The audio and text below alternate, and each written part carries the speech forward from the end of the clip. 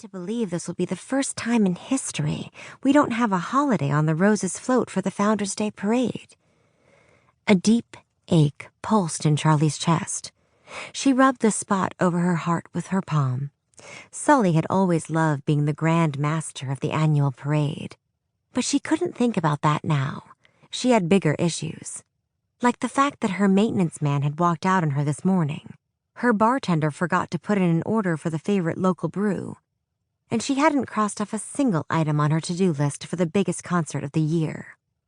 Or, she huffed out a sigh, the fact that a tour bus full of senior citizens had pulled up not 10 minutes ago, wanting some of the Rambling Rose's famous ribs, and a picture with the most celebrated pig in Conroe County. One problem at a time. Damn pig. I'd better get the truck and chase her down. Last time she got out, she plowed through Miss Martinez's garden and ate all of her green peppers. Charlie secured the gate behind her. Not that it would do much good unless she found someone to fix the fence. I'm still getting blamed for her salsa coming in second place at the county fair. Remind me why y'all insist on having a pet pig as a mascot? Darby climbed off the rail and fell into step with Charlie. Tradition. You know Sully. The Rambling Rose has had a pig on staff ever since it opened. They sure as heck aren't going to lose one on my watch. Not even if her watch might be coming to an abrupt end. She ducked through the back door of the honky tonk and grabbed her keys off a hook. You coming? Darby shook her head, sending her dark curls bouncing. I'll leave the pig wrangling to you. I gotta get home and get dinner going. Waylon will skin me alive if he finds out I spent all afternoon hanging out with his baby sister.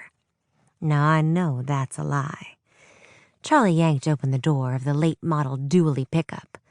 He's got you on such a high pedestal, I'm surprised you don't get a nosebleed from the lack of oxygen.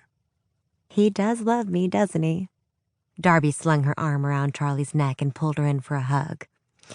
We'll try to stop by later, if your mama's up for watching the kids.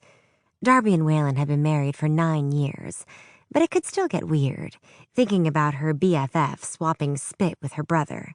So Charlie tried not to think about it at all. As in, ever. Has she ever not been up for watching them? True. Be sure to save us some seats up front tonight, okay? That band is supposed to be real good. With a squeeze and a quick kiss on the cheek, Darby stepped away. And don't worry about Sully's grandson. He'll probably fly down, take a look at the place, tell you what a great job you're doing, and be on a plane back to New York City before you even have a chance to pour him a draft of Lone Star. Charlie snorted. Oh yeah? With my luck, he'll realize he's always wanted to manage the oldest honky tonk in Texas, and he'll toss me out on my backside. He might just like your backside. Darby waggled her perfectly plucked eyebrows.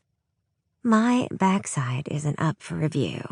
Besides, if he ever does have the nerve to show up around here, he'll be the one getting tossed on his ass. Would it have killed him to pick up the phone and give Sully a call sometime?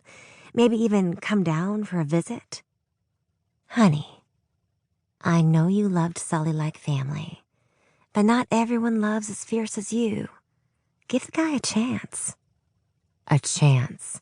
In the 8 years she'd worked for Sully, there'd been no word from either his son or his grandson.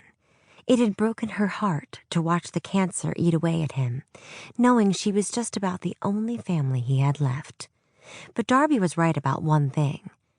Charlie did love fierce. Fierce enough to know that the most important thing to Sully was keeping the Rambling Rose in the family.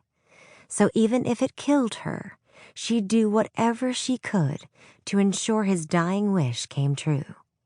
She'd try to give his grandson a chance, assuming he had the decency to show up sometime in the near future.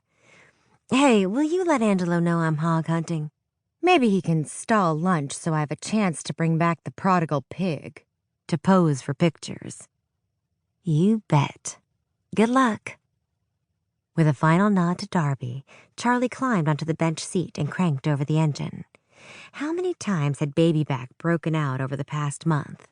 2, 3. She'd lost count of how many.